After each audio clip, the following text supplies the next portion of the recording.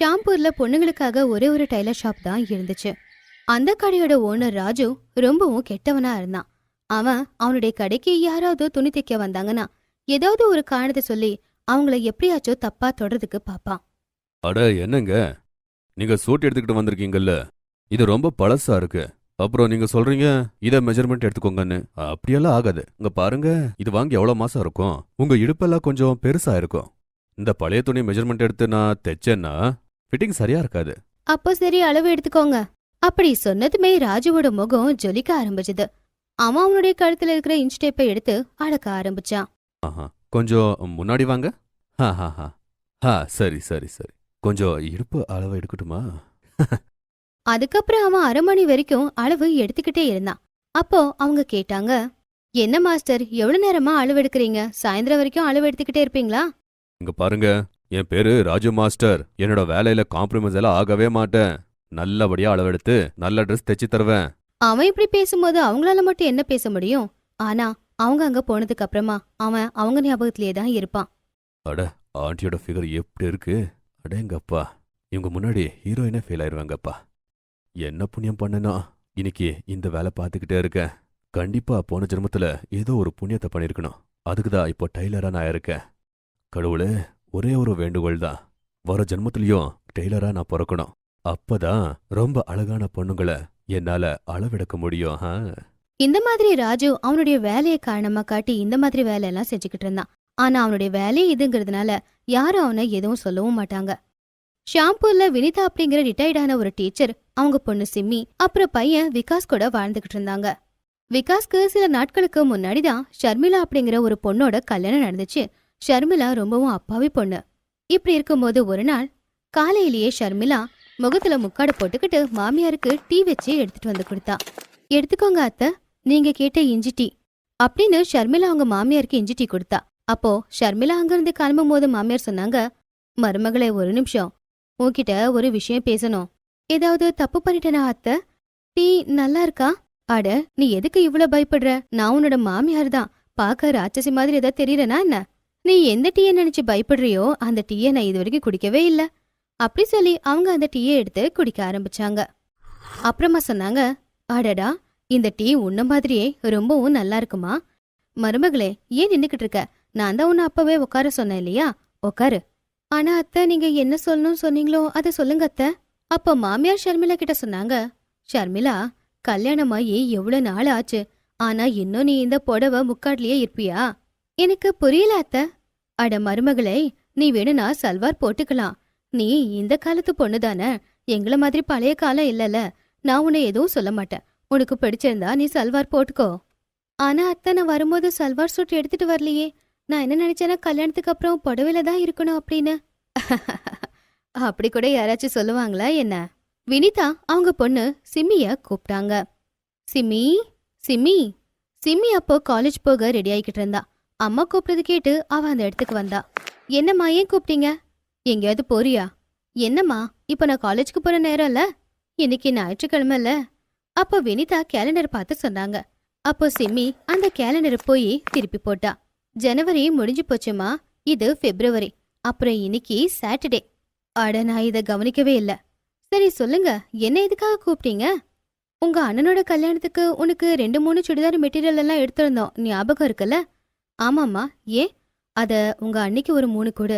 Raju Taylor கிட்ட போய் அந்த பொண்ணு சல்வார் தைச்சுக்கிட்டோம். ஒரு சல்வார் கூட எடுத்துட்டு வரலையாமா.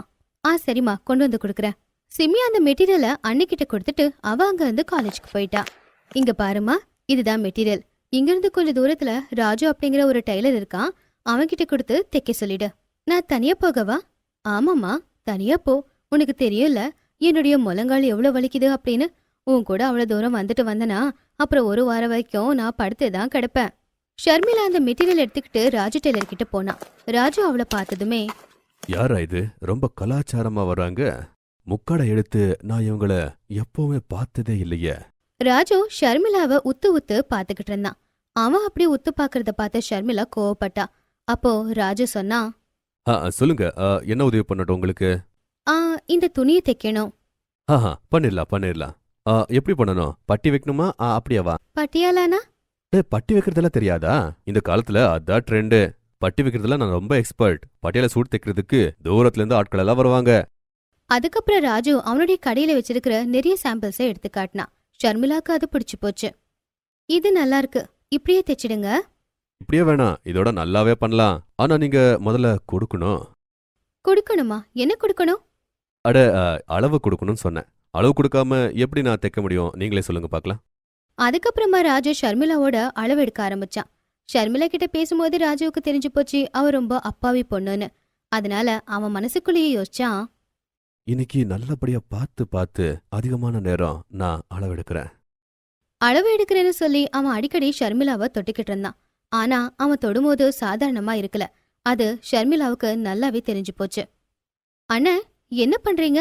இந்த மாதிரி யார் அளவெடுப்பாங்க? தள்ளுங்க, தள்ளி போங்க. அட என்னாச்சு? என்னாச்சுங்க? எதுக்கு கோவப்படுறீங்க? கோவப்படாம என்ன பண்றது? நீங்க என்ன அளவெடுக்கிறீங்க? எவ்வளவு நேரம் அளவெடுப்பீங்க? சில நேரம் இடுப்ப தொடுறீங்க, சில நேரம் அங்க கொஞ்சம் இங்க கொஞ்சம்னு தொட்டுக்கிட்டேல இருக்கீங்க. அட நீங்க என்ன சொல்றீங்க? டெய்லர் அளவெடுக்கணும்னா அங்கங்க கொஞ்சம் கை படத்தான் செய்யும். என்னோட கண்ணு மஷினா? சொல்லுங்க, பார்த்த உடனே அப்படியே அளவெடுக்கிறதுக்கு. அப்படி ராஜு அவன் பண்ண கெட்ட விஷயத்த ஏதேதோ சொல்லி மழுப்பிக்கிட்டு இருந்தான். ஷர்மிளா ரொம்ப அப்பாவி பொண்ணுதான். ஆனா ஒன்னும் தெரியாத ஒரு பொண்ணு கிடையாது. இங்க பாரு, என் முன்னாடி உன்னுடைய புத்திசாலித்தனத்தெல்லாம் ஒன்னும் காட்டாத.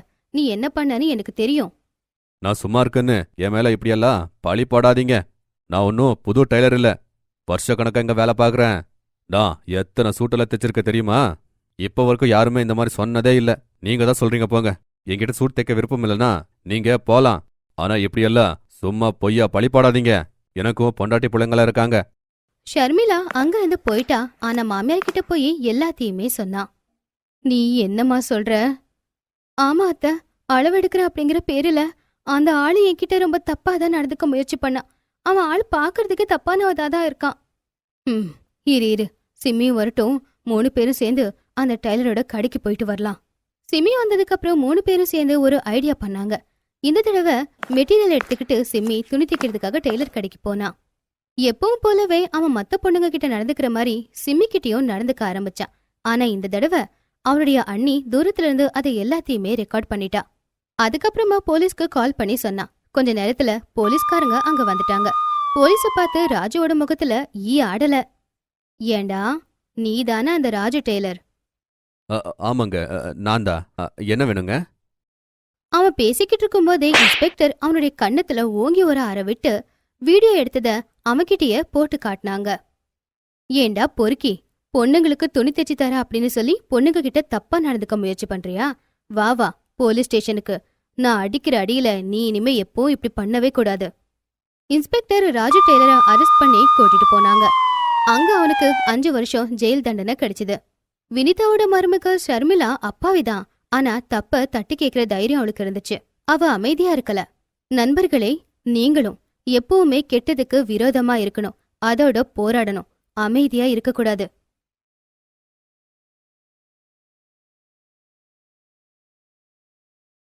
சோனி, எங்க இருக்க? சீக்கிரமா லேப்டாப் கொடு, நான் ஆபீஸ்க்கு போகணும். இதோ வந்துட்டேங்க. இந்தாங்க உங்க லேப்டாப். அப்புறம் ஆபீஸ்ல இருந்து சீக்கிரம் வந்துருங்க. சீக்கிரமா வந்துடுறேன். இப்படி சொல்லி கௌரவ் சுஹானியோட நெத்தியில முத்தம் கொடுத்து தன்னோட ஆபீஸ்க்கு கிளம்பினான். கௌரவ் போனதுமே சுஹானியும் வீட்டு வேலைகள்ல பிஸியா இருந்தா. அப்புறம் தேவையில்லாத பொருட்களை ஸ்டோர் ரூம்ல வைக்கிறதுக்காக போனா. அங்க அவளோட பார்வை கௌரவ் அப்புறம் நயனாவோட பழைய என்கேஜ்மெண்ட் போட்டோ மேல பட்டது. சுஹானி அந்த போட்டோவை எடுத்து யோசிச்சுட்டு இருந்தா. நயனா தன்னோட பெஸ்ட் ஃப்ரெண்ட் சுஹானிய கௌரவுக்கு அறிமுகப்படுத்துறதுக்கு ரெஸ்டாரண்ட்டுக்கு கூட்டிட்டு வந்தா. அப்ப சுஹானி நயனா கிட்ட, அட நயனா, எங்க உன்னோட கௌரவ்? அவரோட காலடிகள் இந்த ரெஸ்டாரண்ட்ல படவே இல்லையே. ரொம்ப நேரமா வெயிட் பண்றோம். வந்துருவாங்க, கொஞ்சம் பொறுமையாயிரேன், நான் அவனுக்கு கால் பண்றேன். இப்படி சொல்லி நயனா கௌரவுக்கு ஃபோன் பண்ணிட்டு இருக்கும் போதே அங்க கௌரவ் கையில ஃப்ளவர் பொக்கைய பிடிச்சுக்கிட்டு வந்தான். அத நயனாக்கு கொடுத்துக்கிட்டே இப்படி சொன்னான். சாரி ஸ்வீட்டார்ட், லேட் ஆயிடுச்சு. ரோட்ல கார் நின்னுடுச்சு. கேப் புக் பண்ணி தான் நான் வந்தேன். அதனால தான் லேட் ஆயிடுச்சு. இட்ஸ் ஓகே, நாங்களும் இப்பதான் வந்தோம். இவ போய் சொல்றா. 1 மணி நேரமா வெயிட் பண்ணிட்டு இருக்கோம். சுஹானி, சும்மா இரேன். கௌரவ், இது என்னோட best friend Suhani. Hello Suhani. Hi, எனக்கு பசிக்குது. ஏதாவது ஆர்டர் பண்ணலாமா? கண்டிப்பா. கௌரவ் உடனே வெயிட்டரை கூப்பிட்டு ஆர்டரை கொடுத்துட்டு இருந்தான். சுஹானிக்கு முதல் பார்வையிலேயே கௌரவ பிடிச்சு போச்சு. சுஹானி கண் சிமிட்டாம கௌரவையே பாத்துக்கிட்டு இருந்தா. கொஞ்ச நேரத்துக்கு அப்புறம் எல்லாரும் சாப்பிட்டு கிளம்புறப்போ கௌரவ் இப்படி சொன்னான். நைனா இரு, உனக்காக எடுத்துட்டு வந்ததை நான் கொடுக்கவே மறந்துட்டேன். இது பிளாட்டினமோட செயின். நீ ஆசைப்பட்டல. வாவ், எவ்ளோ அழகா இருக்கு. உன்னோட அது கம்மிதான். பத்திரமா போ. போயிட்டு எனக்கு கால் பண்ணு. Suhani, nice to meet you also. Bye. இப்படி சொல்லி கௌரவ் அங்கிருந்து கிளம்பிட்டான். நயனாவும் சுஹானியும் அவங்க வீட்டுக்கு போயிட்டாங்க. சில நாட்கள்லயே நயனாவோட வீட்ல அவளோட கல்யாணத்துக்கான தேதியை குறிச்சாங்க. கல்யாணத்தோட ஷாப்பிங் அப்புறம் சின்ன சின்ன ஃபங்க்ஷன்ஸ் நடக்கிற சமயத்துல சுஹானி அடிக்கடி கௌரவ சந்திச்சுக்கிட்டு இருந்தா. அப்புறம் மனசுக்குள்ளேயே அவ கௌரவ விரும்ப ஆரம்பிச்சிட்டா. சுஹானி இப்படி யோசிச்சுக்கிட்டே அந்த போட்டோவை திரும்ப வச்சுட்டு வரும்போது தனக்கு தானே பேசிக்கிட்டு இருந்தா. இல்ல இனி வரைக்கும் நடக்காதது இப்போ நடக்காது. கௌரவ்க்கு என்னைக்குமே இந்த உண்மை தெரியக்கூடாது. நான் அவரோட மனைவி ஆகிறதுக்கு ஏதேதோ செஞ்சுட்டேன்.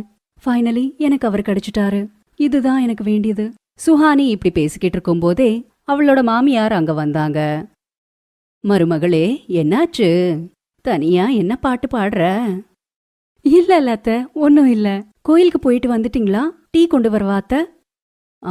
அப்படியே ஸ்நாக்ஸும் கொண்டு வாமா. சரிங்க அத்த. இப்படி சொல்லி சுஹானி கிச்சனுக்கு போனா. டீயும் ஸ்நாக்ஸும் எடுத்துட்டு வந்து மாலாக்கு கொடுத்தா. டீ குடிச்சு மாலா சொன்னாங்க, டீ நல்லா இருக்கு. அப்படியே சமையல் வேலையும் சீக்கிரமா முடிச்சிடு. அது வரையும் என்னோட ரூம்ல ரெஸ்ட் எடுத்துக்கிறேன். வீட்டு வேலையெல்லாம் நல்லபடியா பண்ணி முடிச்சிடுமா. சரிங்க அத்த, நீங்க ரெஸ்ட் எடுத்துக்கோங்க, நான் எல்லாம் முடிச்சிடுறேன். இப்படி சொல்லி சுஹானி வீட்டு வேலைகளை செஞ்சிட்டு இருந்தா. அப்போ கிச்சன்ல வேலை செஞ்சிட்டு இருக்கும்போதே சுஹானியோட கை கத்தியால வெட்டிக்குச்சு. அவ கையில இருந்து ரத்தம் வந்துகிட்டே இருந்தது. ரத்தத்தை பார்த்ததும் சுஹானி யோசனையில விழுந்துட்டா. சுஹானி கௌரவ எப்படியாவது அடைஞ்சே தீரணும்னு நினைச்சுக்கிட்டு இருந்தா. ஒரு ராத்திரி பெட்ல படுத்துக்கிட்டே சுஹானி கௌரவோட போட்டோ பார்த்துட்டு இருக்கும்போது தனக்குள்ள தானே இப்படி சொல்லிக்கிட்டா. கௌரவ், நான் உன்னை எவ்ளோ காதலிக்கிறேன்னு உனக்கு தெரியவே தெரியாது. நீ நயனாவை எப்படி பார்த்துட்டு இருக்கியோ, அப்புறம் அவளோட எல்லா தேவைகளையும் எப்படி பூர்த்தி செய்யறியோ, அதெல்லாம் எனக்கும் வேணும். அதுக்காக நான் என் ஃப்ரெண்ட கூட இந்த உலகத்திலிருந்து அனுப்புறதுக்கு ரெடியா இருக்கேன். நான் ஒரு அடி கூட பின்னாடி வைக்க மாட்டேன். நான் எப்படியாவது உன்னை கல்யாணம் பண்ணிக்கணும். கௌரவ் நயனாவோட கல்யாண தேதி நெருங்க நெருங்க சுஹானிக்கு கௌரவ் மேல இருக்கிற பைத்தியம் கூடிக்கிட்டே போச்சு.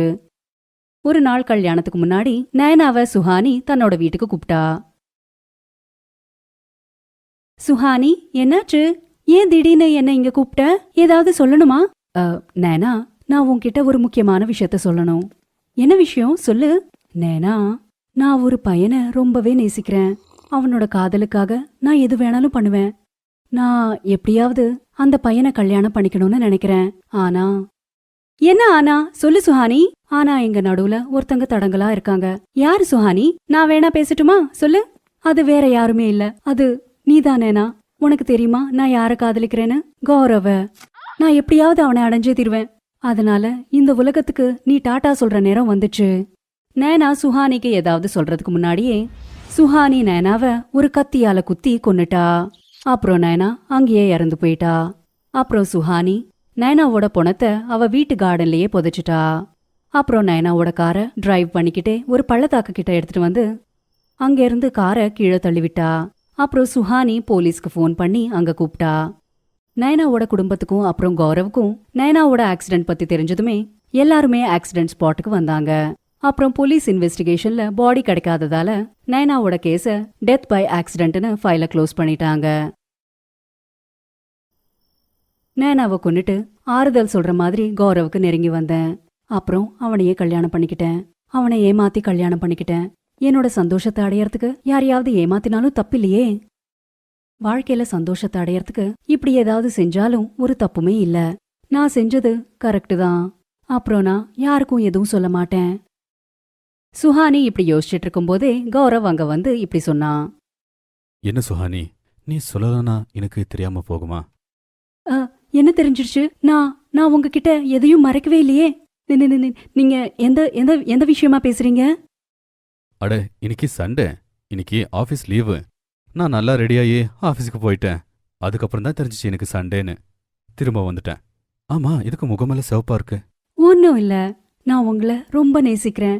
நானும் உன்னை ரொம்ப நேசிப்பேன். சரி, ரெடியாக, நாம வெளியே போலாம். சுஹானி உடனே ரெடியானா. அப்புறம் 2 பேரும் வெளியில சுத்த போனாங்க. அப்புறம் சுஹானி கௌரவ ஏமாத்தி தான் கல்யாணம் பண்ணிக்கிட்டான்ற விஷயம் உலகத்துக்கு தெரியாம போச்சு. Thanks for watching.